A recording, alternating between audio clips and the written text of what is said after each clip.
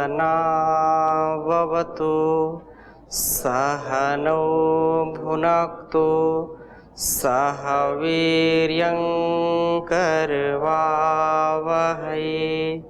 तेजस्विनावधीतमस्तु मा विद्विषावहै।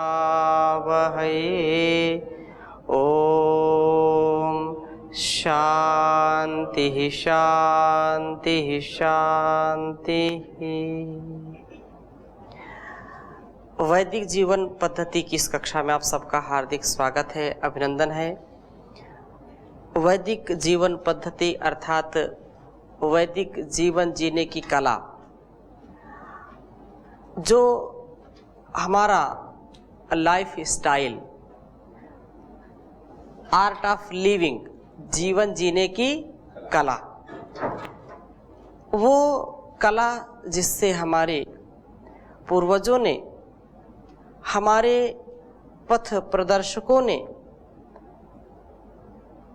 जो प्राप्त करना था उसको प्राप्त किया। इस जीवन का जो उद्देश्य था उसकी प्राप्ति की। उसके बिना हमारा जीवन अधूरा है, उसके बिना हमारा जीवन शांतिमय नहीं हो सकता है। और शांति सबको चाहिए, सबको सुख चाहिए, दुख कोई चाहता नहीं है। तो वह परमात्मा जो सबका पालन करता है, सबको अपने शक्ति के द्वारा रक्षित करता है, पुष्पित और पल्लवित करता है, वह हमारे लिए अन्न, अनेक प्रकार के फल फूल और अनेक प्रकार के जलों से युक्त करता है, जिसकी महिमा में जितना कहा जाए उतना कम है। जितना भी हम लिखें उतना ही उसके लिए कम है। ये हमारी इंद्रियां उसको पा नहीं सकती हैं, अर्थात उसका अंत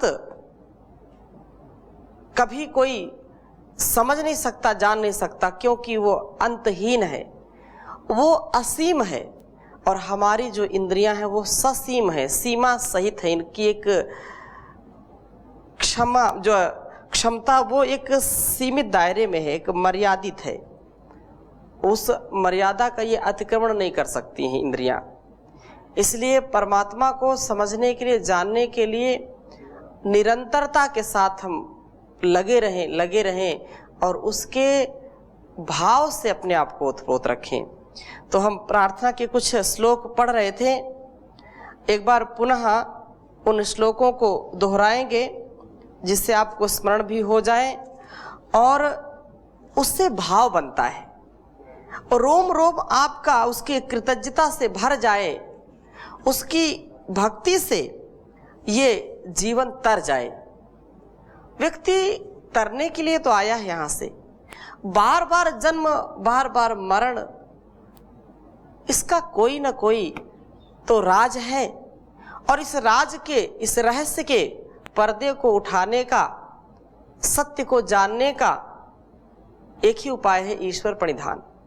तो ये हम 2 श्लोक पढ़े थे, उच्चारण करेंगे। नमस्ते सतेते जगत कारणाय,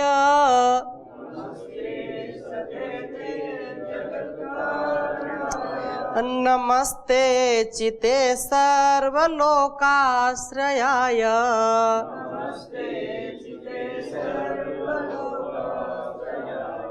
नमो अद्वैत तत्वाय मुक्ति प्रदाय,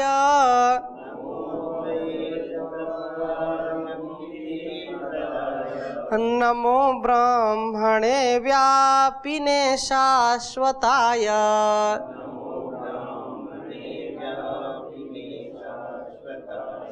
त्वमेकं शरण्यं त्वमेकं वरेण्यं,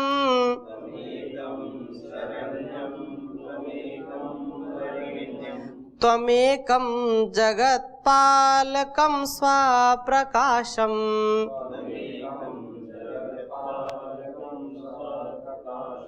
त्वमेकं जगत्कर्त्री पात्री प्रहर्त्री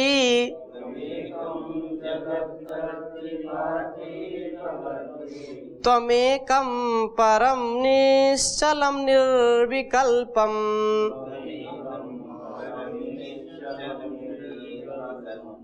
तो ऐसी प्रार्थना से हम उस परमात्मा को याद रखें, उससे सदा ये विनती करते रहें कि मेरा जो जीवन है ना, ये आपके लिए समर्पित है और आप ऐसा सामर्थ्य प्रदान करिए, ऐसी बुद्धि से युक्त कर दीजिए कि मेरे संसार में जो ये चारों ओर चकाचौंध से ये सारा संसार मुझको आकर्षित कर रहा है, उससे मैं बच पाऊं और आपके नाम को, आपके गुण कर्म स्वभाव को जान पाऊं, जिससे अपने जीवन में वो दिव्यता, वो पवित्रता ला करके, वो शुचिता ला करके मैं संसार की भी सेवा कर सकूं और अपने इस जीवन को तार सकूं, संसार को भी तार सकूं। ऐसा जब हम विशेष उसके लिए प्रार्थना, उससे प्रार्थना करते हैं तो जरूर हमारी सुनता है।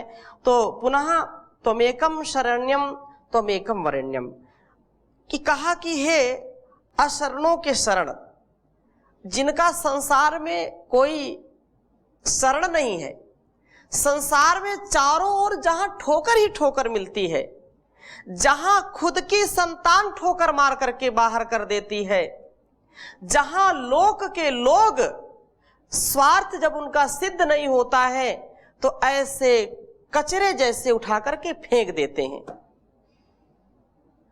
जब संसार में मैं सामर्थ्यवान था तो लोग मेरी वाहवाही करते थे, लेकिन आज जब मैं सामर्थ्यहीन हो गया तो लोगों ने अपने ठोकरों से मुझको इतनी ठोकरें मारी कि मैं दर दर भटकता हूं, दर दर की ठोकरें खा रहा हूं। तो आप क्या हैं? त्वमेकं शरण्यम, आप ही शरणागति हैं और सब जगह दुर्गति की प्राप्ति हो रही है। त्वमेकं शरण्यम, तुम ही एक शरणागति देने वाले हो, तुम ही मुझको उबारने वाले हो, तुम ही मुझको तारने वाले हो। इस संसार में व्यक्ति स्वार्थ से, अर्थात जो स्वार्थ दो प्रकार का, एक सात्विक स्वार्थ होता है, एक राजसिक होता है, एक तामसिक होता है। तो स्वार्थ में भी यदि दिव्यता नहीं है, क्षणिक सुख के लिए स्वार्थ है, निजता के लिए स्वार्थ है, अपनी इंद्रिय सुख के लिए स्वार्थ है, अपने अहंकार को बढ़ाने के लिए जो स्वार्थ है वो तो निकृष्ट है। उस स्थिति में आज की स्थिति बहुत दयनीय है। जो उसी को लोग अधिकतम जीने का प्रयास कर रहे हैं, उधर ही भाग रहे हैं। जब तक आपके स्वार्थ से लोग बंधे, आप जब तक स्वार्थ की मशीन बने हुए हो, तब तक आपकी लोग जय जयकार करेंगे। हैं? यावत् वित्तोपार्जन सक्तः तावत् निज परिवारो रक्तः पश्चात् जाते जर्जर देहे वार्तां पृच्छति कोऽपि न गेहे भज गोविंदम भज गोविंदम गोविंदम भज मूढ़मते। यावत वित्तोपार्जन सकता, जब तक व्यक्ति बहुत अच्छा पैसा कमा रहा है, जब तक दूसरों को वह सहयोग कर रहा है, दूसरों की आवश्यकताओं की पूर्ति कर रहा है, तब तक सबके लिए अच्छा है। और जब लोग ये समझने लगेंगे कि ये तो जो है हमारे लायक नहीं है, हमारी इच्छाओं की पूर्ति इससे तो हो नहीं सकती है, हमारे आवश्यकताओं की पूर्ति इससे हो नहीं सकती है, पश्चात जाते जर्जर देहें, जब शरीर जर्जर हो जाता है, भोग नहीं दे सकता है और कुछ भोग नहीं सकता है, तो उस स्थिति में लोग कोई भी वार्ता करना पसंद नहीं करते, कोई हालचाल पूछना पसंद नहीं करते। क्षमा करें, ऐसे लोग जो अपने जीवन को दिव्यता से जीते हैं, स्वाभिमानिता के साथ जीते हैं, पुरुषार्थ के साथ जीते हैं, संस्कारों के साथ जीते हैं और अपनी संतानों को सुसंस्कार से युक्त करते हैं, समाज को इतना उन्नत बना देते हैं, उनका तो लोग कुछ ना कुछ ख्याल रखते हैं, लेकिन अधिकांश ये जो स्थिति है समाज की कि जिस जनक से, जिस जननी से उसने जन्म पाया, उसी को ठुकरा देते हैं, उसी को ठोकर मार देते हैं, उसी को जब नौजवान हुए, शादी हुई, और उसी माता पिता को जिससे उनका ये सारा शरीर, सारा अस्तित्व चल रहा है, उसी को वृद्धाश्रम छोड़ाते हैं, उसी को ऐसे भीड़ भाड़ क्षेत्र में छोड़ देते हैं कि पता नहीं चलता। और फिर बाद में होता है कि पिताजी खो गए, माताजी खो गई। वो संतानें सौभाग्यशाली हैं, वो माता पिता सौभाग्यशाली हैं जो एक दूसरे की पूरकता में जीते हैं, जो अपने खून पसीने से उन बच्चों को अच्छा पालन पोषण किया, और वो बच्चे भी, वो संतानें भी अपने माता पिता की अंतिम श्वासों तक पूरी सेवा करते हैं। ऐसे भी संतानें। तो वो सबसे बड़ी जो संतति का पालक है, वो जगत का धारण करने वाला परम पिता परमेश्वर, वो गुरुओं का भी गुरु है, पिताओं का भी पिता है, वो परम पिता है, वो सबकी शरणागति का केंद्र है, सबको शरण देता है। तो इसलिए कहा त्वमेकम शरण्यम, तो त्वमेकम शरण्यम त्वमेकम वरेण्यम, और तुम ही एक वर्णी हो, और संसार में कोई वर्ण करने के योग्य नहीं है। आप रोज प्रार्थना करते हो, वेद मंत्र बोलते हो, ओम भूर्भुवः स्वः तत्सवितुर्वरेण्यम। वरेण्यम आया कि वह जो वर्णी है, एक ही परमपिता परमेश्वर जो हम सबके द्वारा वर्ण करने के योग्य है, जिसका आलंबन सर्वश्रेष्ठ है, सर्वोत्तम है, और जिसका आलंबन पाने के बाद कुछ पाने की आवश्यकता नहीं होती है। हर किसी को आलंबन चाहिए, हर किसी को कोई वर्णीय चीज चाहिए, उसका वर्ण करना चाहता है। तो परमात्मा को वही वर्ण कर पाता है जो परमात्मा के द्वारा वर लिया जाता है, अर्थात वो परमात्मा पहले आपको चुन लेता है। तो जो भी सत्संग या जो भी इस वेदवाणी को सुनते हैं, जो भी सज्जनों की संगति में आते हैं, अथवा जो ऐसे माता पिता के घर में जन्म लेते हैं जो वेद के अनुकूल आचरण करते हैं, जो वेद धर्म को मानते हैं, वेद की आज्ञा को मानते हैं, ऐसे संतानों का परम सौभाग्य है। ऐसे समर्थ गुरुओं का जो सानिध्य पाते हैं, जो ब्रह्मनिष्ठ हैं, जो तपोनिष्ठ हैं, जिनके कथनी और करनी में कोई अंतर नहीं होता है, वो सौभाग्यशाली हैं। इसलिए महर्षि दयानंद लिखते हैं श्रुति की बात को कि मातृमान पितृमान आचार्यवान पुरुषो वेद। उन संतानों से बढ़कर के सौभाग्यशाली कोई हो नहीं सकता जिनके माता पिता गुरु और आचार्य धार्मिक विद्वान हैं, धर्म के मर्म को जानने वाले हैं। इस जीवन को हमने पाया है तो इस संसार के प्रति हमारा कुछ धर्म है, कुछ कर्तव्य है, और जिसने इस शरीर को दिया है, जिसने इस मन को दिया है, जिसने सारा अस्तित्व दिया है, उसके प्रति भी हमारा कुछ कर्तव्य है कि नहीं, कुछ धर्म है कि नहीं। तो उस धर्म का पालन करने वाले बिरले लोग होते हैं, गिने चुने होते हैं। वो संसार में क्रीम जैसे होते हैं, जैसे मलाई होती है, दूध तो बहुत होता है लेकिन मलाई उसमें कम होती है, क्रीम कम होती है, ऐसे गिने चुने लोग होते हैं। हजारों लोग बातों को सुनते, करोड़ों लोग बातों को सुनते हैं, उन करोड़ों में से असर सुना सबने, असर कुछ को हुआ, माना हजारों को हुआ, और हजारों ने सुना, बहुत अच्छा लगा। हजारों में से फिर सैकड़ों ऐसे होते हैं जो उसको फॉलो करते हैं, जो उसको आचरण में लाते हैं, और उनमें भी सैकड़ों में भी कुछ ऐसे 10 ही होते हैं जो उसको हर क्षेत्र में, हर मोड़ में उस परीक्षा में पास होते हैं। फिर 10 में भी और कोई बिरले होते हैं जो अंतिम ध्येय तक पहुंचते हैं। तो ये ज्ञान का मार्ग, ये अध्यात्म का मार्ग सरल भी है, कठिन भी है, संभव है, असंभव नहीं है, लेकिन हमारे अंदर संकल्प शक्ति चाहिए, उसके प्रति समर्पण चाहिए, भक्ति भावना चाहिए।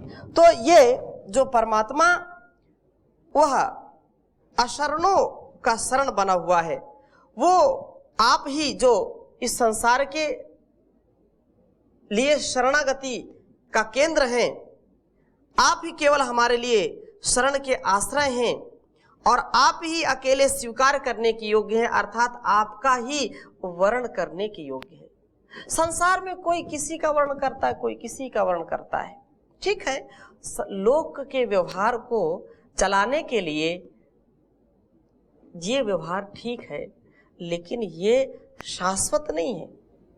शाश्वत तो एक ही है, वह परम पिता परमेश्वर। उसके साथ हम अपना मेल रखें, उसके साथ अपना संबंध रखें, ब्रह्म संबंध में जीना, ब्रह्म भाव में जीना।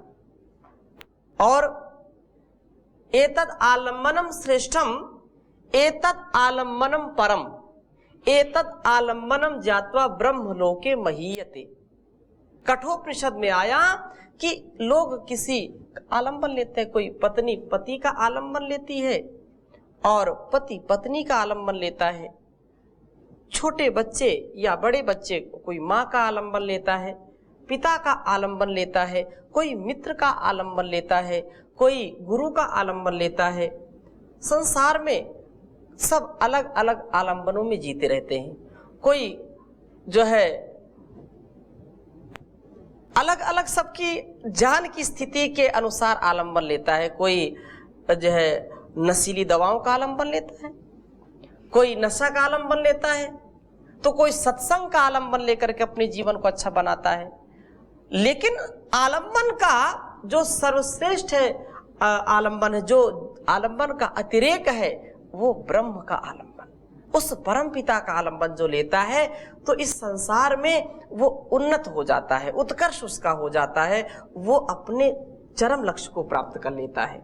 इसलिए कहा एतत् आलम्बनम श्रेष्ठम, सर्वश्रेष्ठ है। एतत् आलम्बनम परम, इससे ज्यादा कुछ हो नहीं सकता। एतत् आलम्बनम परम एतत् आलम्बनम ज्ञात्वा, इस आलम्बन की महिमा को जो जान ले, उस परम पिता परमेश्वर की महिमा को जो जान ले, उससे फिर ब्रह्मलोके महीते। वो तो परमात्मा की गोद में मानो बैठ गया, और जो परमात्मा की गोद में बैठ गया, उस संसार के रचयिता की गोद में बैठ गया, उसको संसार से क्या लेना देना। संसार में रहते हुए भी वो निर्लेप भाव से बरतता है, निर्लेप भाव से अपने व्यवहारों को करता है। और आगे क्या कहा, त्वमेकम जगत पालकम स्वप्रकाशम, तुम एक हो जो जगत के पालक हो, जो इस संसार का पालक है, स्वयं प्रकाशित है, स्वयं प्रकाश मान होकर के इस संसार के लोक लोकांतरों को प्रकाशित करता है। हजारों लाखों करोड़ों चंद्रमाओं को जो प्रकाशित करता है, जिसके प्रकाश से ही इस संसार में, इस ब्रह्मांड में प्रकाश है। तो प्रकाश का भी वो प्रकाशक परमपिता परमेश्वर है। तो ये कहा कि तुम जगत पालकम स्वप्रकाशम, अपने स्वयं के प्रकाश से आप प्रकाशित हो और अपने प्रकाश से फिर दुनिया को प्रकाशित कर रहे हैं। तुम एकम जगत कर्त्री, तुम एक ही हो। देखो कितना सरल और कितने सहजता के साथ हमको बातों को स्वीकार करना चाहिए। तुम एक ही हो। परमात्मा की जो व्यवस्था है उसमें किसी का हस्तक्षेप नहीं है, उसको किसी की सहायता की आवश्यकता नहीं है, वो एक ही पर्याप्त है। तो तुम एकम जगत कर्त्री, डुकरियां करने, तुम एकम जगत कर्त्री, इस संसार आप अकेले ही सकल जगत के रचयिता हो, सकल जगत को बनाने वाले हो, रचने वाले हो। और तुम एकम जगत कर्त्री पार्त्री, माने पालन करने वाले, उसकी रक्षा करने वाले, पारक्षणे, रक्षा करने वाले हो।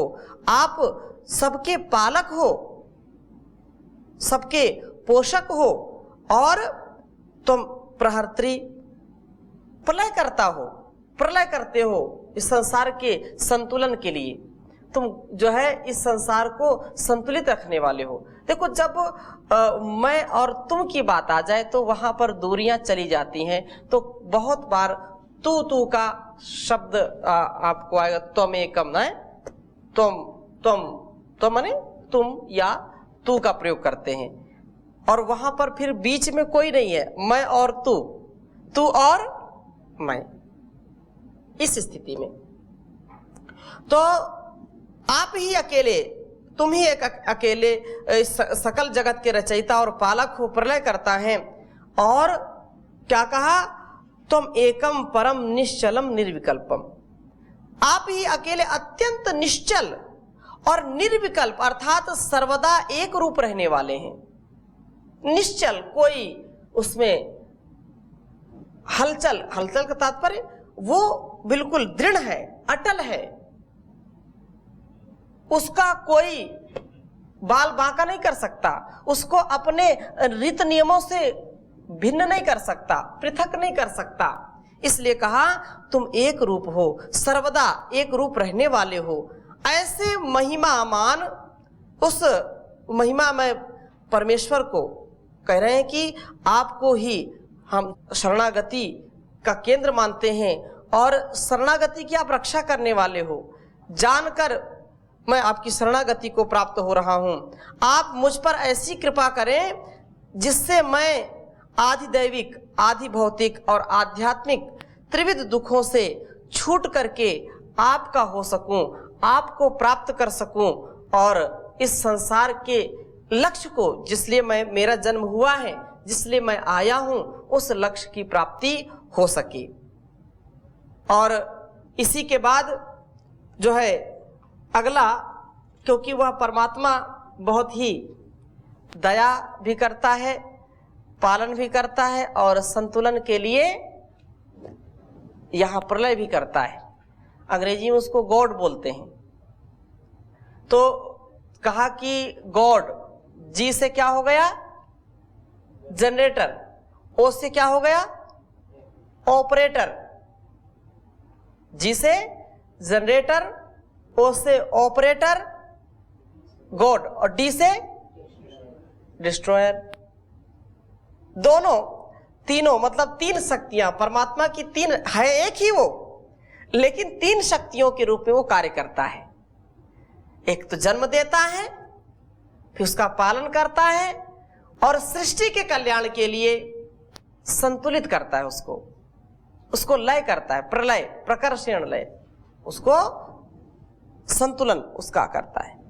तो आगे के श्लोक में भी बहुत अच्छी बात कही है, इसको भी लिखेंगे। भयानाम भयम भीषणम भीषणानाम, बहुत उत्तम है। भयानाम भयम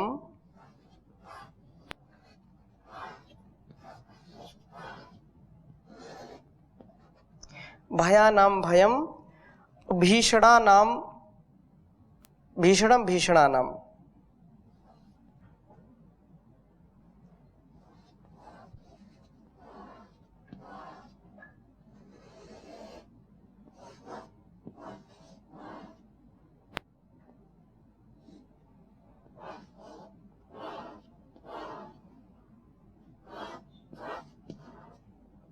भीषणानाम, भयानाम भयम भीषणम भीषणानाम।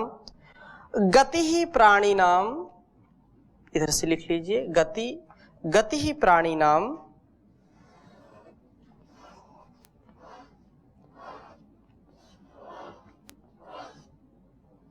गति ही प्राणिनाम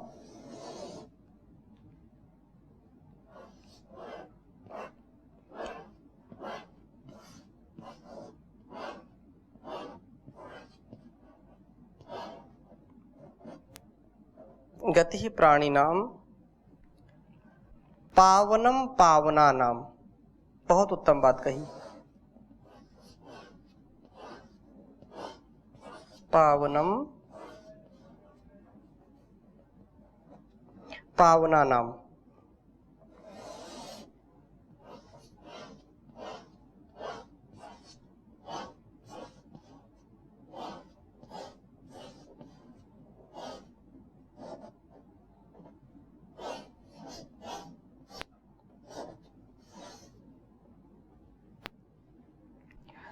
मोहोच्चहि पदानाम नियंत्री त्वमेकम।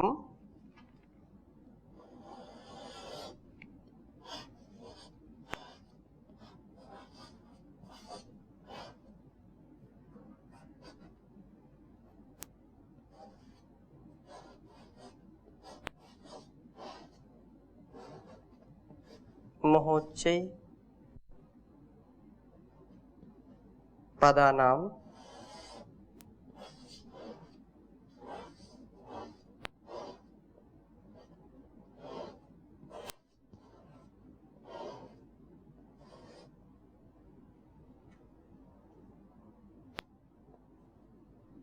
नियन्त्रित्वमेकम्।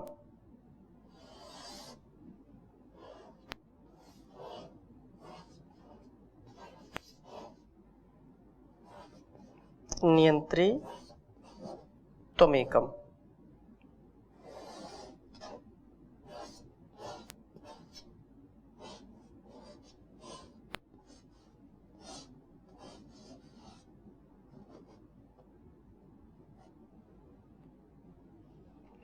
परेषां परम रक्षणं रक्षणानाम्। परेषां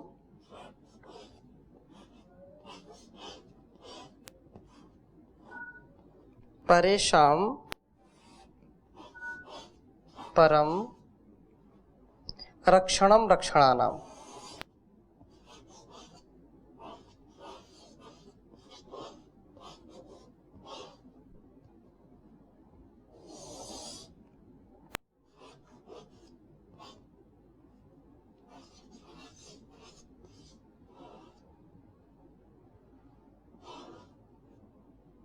रक्षणानाम्।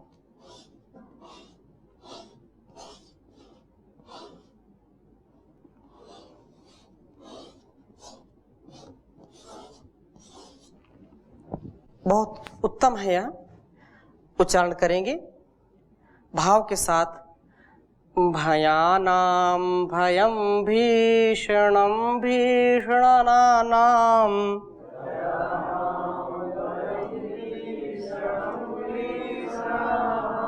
गतिः प्राणिनां पावनं पावनानां।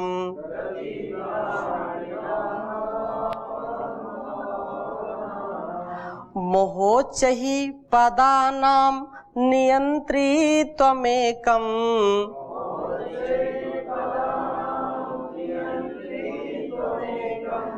परेषां परं रक्षणं रक्षणानाम्।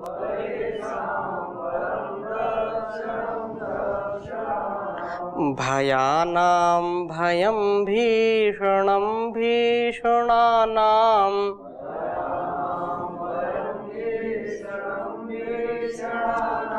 गतिः प्राणिनां पावनं पावनानाम्।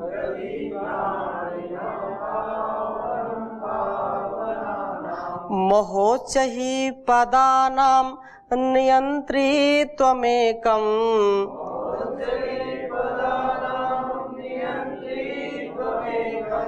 परेषां परं रक्षणं रक्षणानाम्।